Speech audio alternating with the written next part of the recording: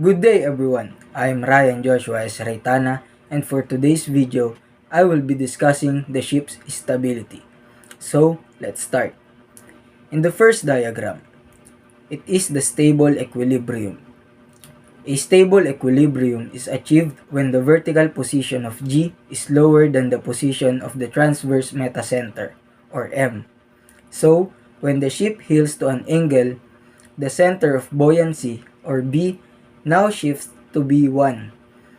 The lateral distance or lever between the weight and buoyancy in this condition results in a moment that brings the ship back to its original upright position.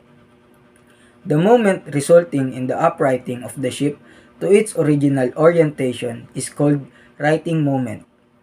The lever that causes the righting of a ship is the separation between the vertical lines passing through G and B1.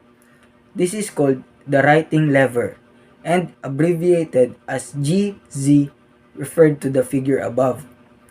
An important relation between metacentric height GM and righting lever GZ can also be obtained from the figure above. Let's move on to the second diagram. A second diagram is the stable equilibrium. A vessel in a stable equilibrium, if returns to the upright after being inclined, this only occurs if the center of gravity, or G, is below the metacenter M. A stable vessel when upright is said to have a positive metacentric height GM when the metacenter M is found above the center of gravity, or G.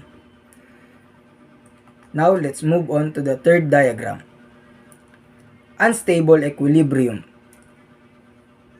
Unstable equilibrium is caused when the vertical position of G is higher than the position of the transverse metacenter, or M. So, when the ship heels to an angle, the center of buoyancy, or B, now shifts to B1, but the righting lever is now negative, or in other words, the moment created would result in creating further heel until a condition of stable equilibrium is reached.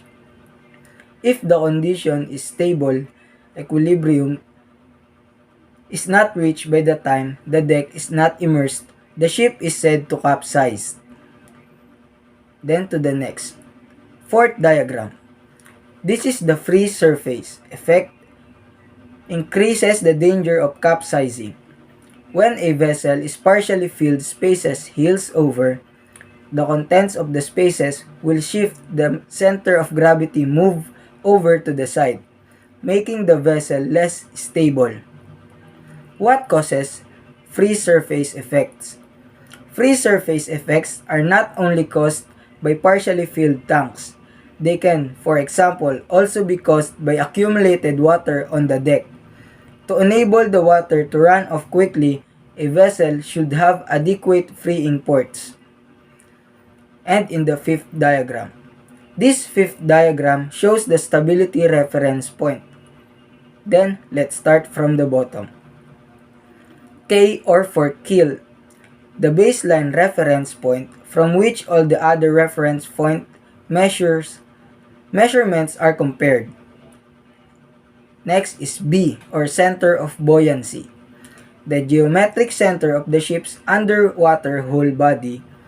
It is the point at which all the forces of buoyancy may be considered to act in a vertically upward direction.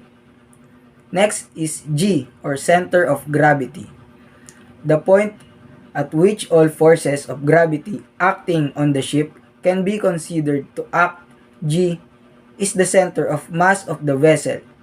The position of G is dependent upon the distribution of weights within the ship.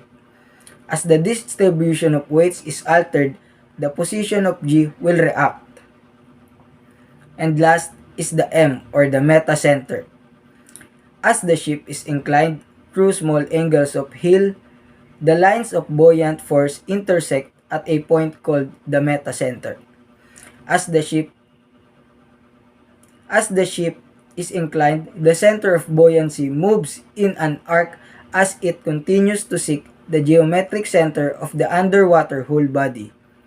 This arc describes the metacentric radius. And that's all. Thank you for watching this video.